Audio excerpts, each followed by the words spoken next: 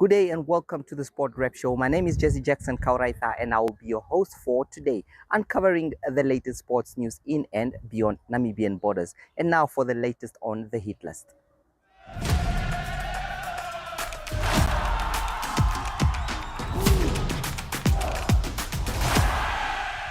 Today on the hit list, we start off with news with the Brave Warriors. Colin Benjamin has announced a 33-man squad that will battle in the FIFA series, of course, in March. An important time for Namibia. Colin Benjamin also thanking FIFA for producing and announcing this series that will benefit the team as they play against European and African opponents. Let's hear from Colin Benjamin. Thank you guys. It's going to be very informal, but it's also to create conversation rather than a monologue.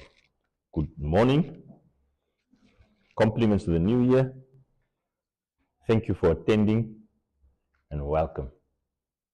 Okay, just to start off, we just had an AFCON, I think a very successful AFCON. Amidst all of it, I still think it was a beautiful thing. Us as Namibians not participating, it was really painful, I have to say. It hurt me personally, but it is what it is. But one of the biggest lessons that I learned from that AFCON was that the importance of specialized training. What does that mean? Specialized training is basically what I learned is that tournament reinforced that success requires intense professional preparations, including high-level competition experience, and that one is not only solely relying on the domestic league. High-level preparation, and not only domestically. I think we also have quite a number of players that went out of the country, so I think that is really, really, really good for our country, the development of our football and our national team at large. So now we have this FIFA series that's going to take place, or we have the privilege to take part in that. And the FIFA series, in a nutshell, is basically a series that the authorities are hoping to unlock development potential for players, the fans, coaches, by competing against other confederations. In a nutshell, when was Namibia probably going to have the possibility to compete against a European opposition or an Asian competition? Remember that we don't have resources, we can't have friendly matches. And we've been trying to qualify for the World Cup and all of that, but we keep on trying. But this FIFA series is literally that possibility of us unlocking our development potential. And I think us as Namibians, we're really, really thankful, and we want to make use of this opportunity. This year, 2026, it's going to be a busy year also for the Brave Warriors. We have this upcoming FIFA series. We're in a group with Kazakhstan, which is also going to be the host of our group. We have Kuwait, we have ourselves, and then the Comoros.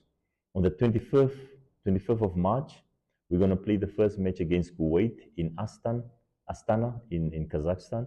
And 3 days later, either the winner of Comoros and Kazakhstan. Okay. So there are the two matches. End of May, beginning of June, we have the COSAFA Cup. I am of the opinion that we have to go as far as possible. Far as possible, I think, is the final. So I'm preparing for 4 matches. We're preparing for 4 matches, 5 matches at least. And then we have the qualifiers, AFCON qualifiers 2027 in September. We're going to play 4 matches, and in October, another 2 matches. So that makes at least a total of 13 matches that the Brave Warriors are going to be engaged in this year. Okay. So with that,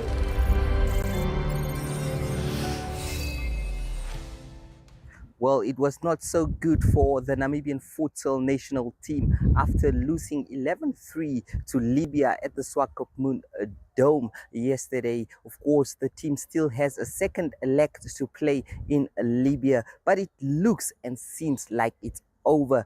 Libya, if they win this tie, they qualify for the Africa Cup of Nations slated for Morocco. For Namibia, it's a job. For Marcus Antoinette's men, they have to play hard. They have to hope for a miracle in order to overturn the deficit here, because Libya has scored 11 away goals. Namibia only scoring 3 home goals, meaning that Namibia will have to score 11 or more goals without any reply from Libya in order for them to qualify to the next stage. So it is going to be indeed a very difficult match for them. Now, we do have some moments of the match highlights as well. Do enjoy.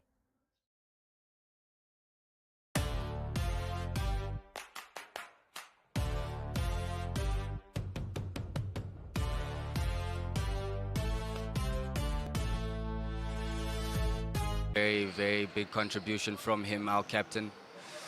Same as Nigel Prince, who has been electric and dynamic for Namibia. And we're off. These first minutes are instrumental as both teams trying to feel each other out. Again, we have a kick in for Namibia. Ria with the ball, out to Prince. Prince holding it up. And Prince takes him on down the line. He takes him on. And Ken Salote, captain. And Ken plays it all the way. Ken for a shot. Oh, just over the bar. Lots of good defense happening from the Namibians. There's a shot from Libya coming in. It's just wide. Libya with the pass into the box. Oh, it's a free shot. And there's a great save by Ria. Amazing. Absolutely phenomenal in these 3 games so far, I must say. And there's the first goal for Libya. A scramble in the... There's a shot there, defended well by Ria. Ken on the ball right now. Oh, Ken gives it away. And that is 2-0 from the back.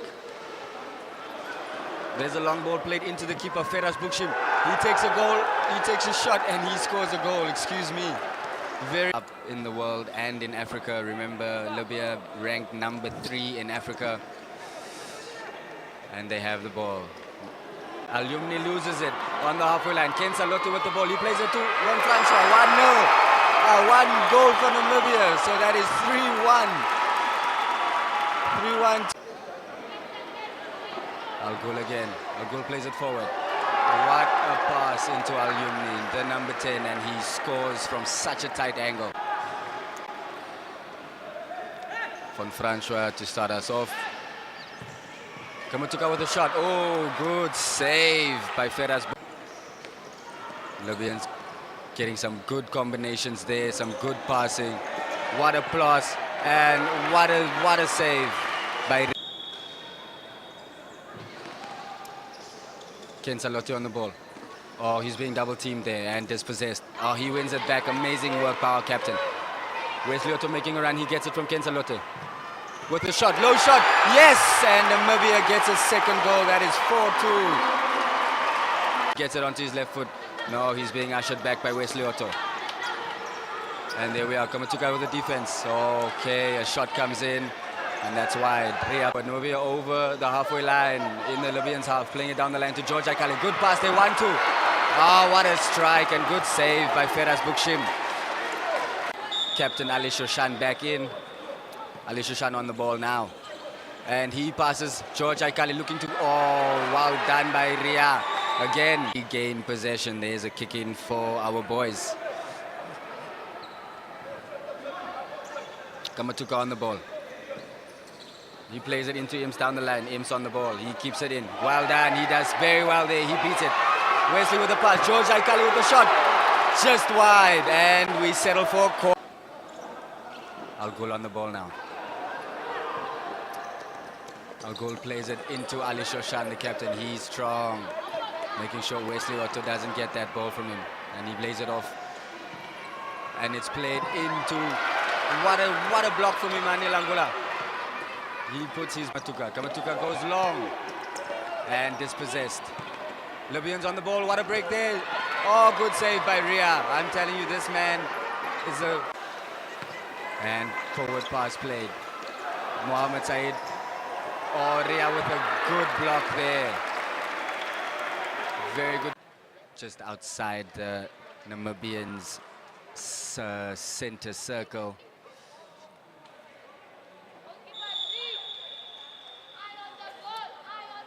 Swaib Al Ghul with a shot there. And it's well saved by Ria. Libyans regain possession though with Al Yumni. Swaib Al Ghul with a shot there.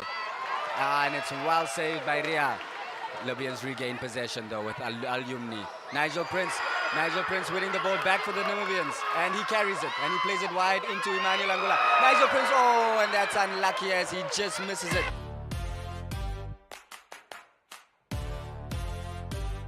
Go. And we're off. Second half underway. Libyans in possession with Feras Bukshim again on the halfway line with the ball, pinning the Namibians back. And he's getting some pressure now from Ken Salote. Long ball played. Kicked out and a kick in for Namibia. We have regained possession. And Ken on the ball now, plays it into Nigel Prince. Nigel Prince using his body well. Ken Salote wins it back. And he goes. Nigel Prince does so well. Down the line he goes. He plays a good ball into Yvonne Francois with the shot. Oh, what a save. Great shot coming in from Kamatuka. He lays it off to Said. Said, shot blocked. Kamatuka trying to defend. They're pushing the Libyans back into their own half. Kamatuka defending very well against Said. Said doing very well to work the ball. And Said beats Kamatuka down the line. Well done by him. And he takes a shot. Save. Ayub with the ball into Shoshan. Shoshan plays it into Ibrahim. Ibrahim with a shot. Well saved by Ria again. And Ayub gets it. He plays it to Ibrahim. The Libyans looking to get out of a tight space. George Aikali with the defensive help. Ria on the ball now. Played through the middle into Salote. Salote is dispossessed by Mohamed Said. And played into Ibrahim. Ibrahim with the goal there for the Libyans. Ken Salote looking for that magnificent right foot. He is dispossessed and Libya back on the attack. And amazing work by Kamatuka as he drops back to win that ball back. What a defender. Ken on the ball. He plays it to Wesley Otto. Wesley Otto with an unfortunate mistouch there. And the Libyans have a kick in. This game causing lots of problems for Namibia's defense. And Namibia forces the Libyans back. Feras Bukshim, the goalkeeper, again coming out of his area. He plays a forward pass into Ayub. Ayub with a high ball. Mohamed Said gets it. He's facing Abria with a pass there. And Mohamed sets it up for Ibrahim. And what a Selu Tobias. And for, apologies, ladies and gentlemen. Another goal there by Ibrahim. Jersey number 14. Game going again. Mohamed Said plays a quick pass.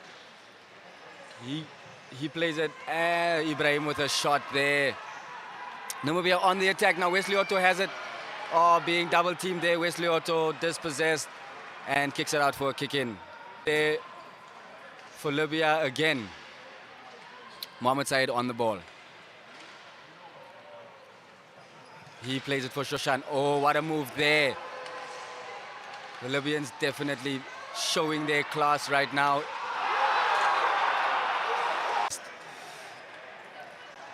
And Ken with a defensive foul there, unfortunately. And our captain, Ken, receives a yellow card for that defensive challenge. Doesn't come off for him. And Rashid on the ball facing up Salote. And Salote pressing him back. Solunga pressing. A long pass played there. What a goal.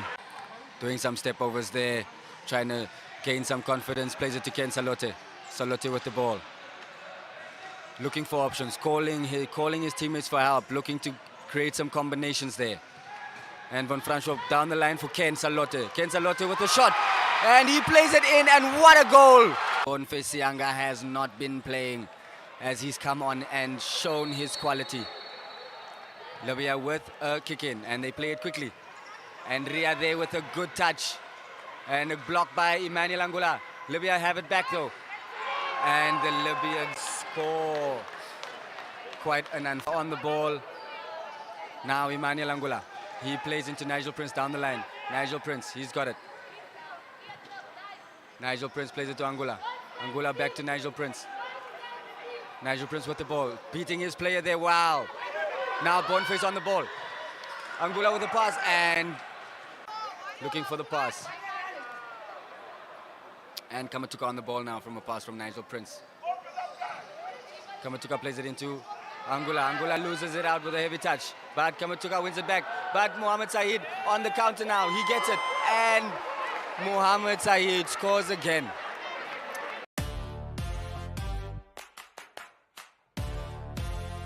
Well, we'll go for a short break there, and after that we look at what's in the pipeline for the coming weekend in Zoom In.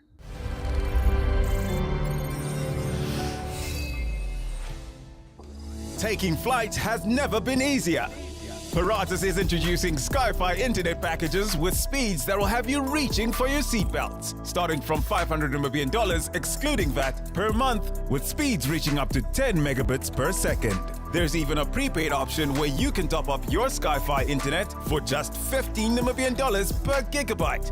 No contracts, no fuss. Visit your nearest Paratus branch to find out more. Or go to paratus.africa/Namibia to sign up online. Always prepared, Paratus.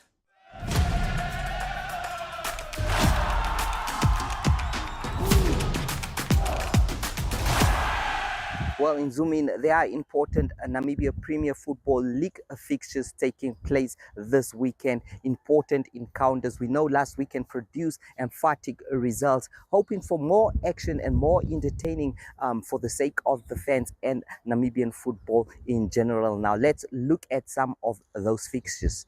Well, we start off here with Blue Waters in Walfish Bay at the John Vulcan Stadium. They battle 11 Arrows. That's at 1500 hours. Then Rundu Chiefs FC versus Julinho Athletics FC, 1500 hours at the Rundu Sports Stadium. Life Fighters Mighty Gunners FC, 1500 hours at Oshiwarongo Mokati Stadium. And then we have Bucks Buccaneers versus Okahanja United, 1600 hours, Windhoek Independence Stadium. Unam FC versus Ongos FC, Windhoek Independence, Unam Stadium, And then we have that's Commerce Nampo versus African Stars. This is an important one. Both of these teams are really doing well in the Premier League so far. Looking at last weekend when they won their matches, that match is at 18:30 Windhoek Independence Stadium. And then on Sunday, that will be round 16, Young African FC battle struggling Tigers, 1400 hours, Windhoek Independence Stadium. And then KK Palace versus Ashoke Chula Chula and Northern Derby at 1600 hours at the Oshakati Independence Stadium.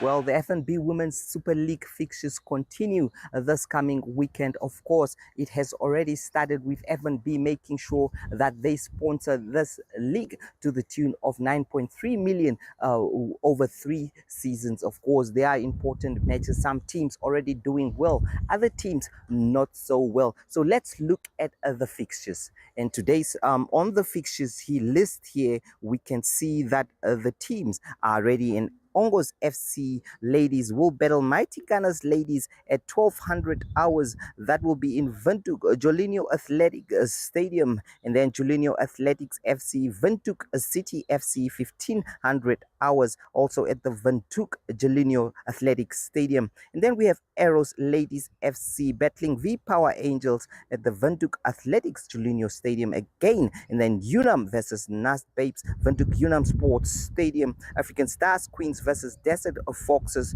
1200 hours, so Shakati. And then Mighty Angels FC, Comas Nampo FC, Oshakati Ugwalugwa Stadium. And then we have on Sunday, round 5, Julinho Athletics Ladies, Mighty Gunners Ladies, Ventuk Julinho Stadium, FC Ongos Ladies, Ventuk City SC Stadium, Ventuk Julinho Athletics Stadium. And then Unam Bokis will face V-Power Angels, Nas Babes and Arrows also in the mix of things. African Stars Queens versus Nampol Ladies FC, Oshakati Ugwaluga Stadium, Mighty Gunners FC versus the Desert Foxes. Those matches will be taking place.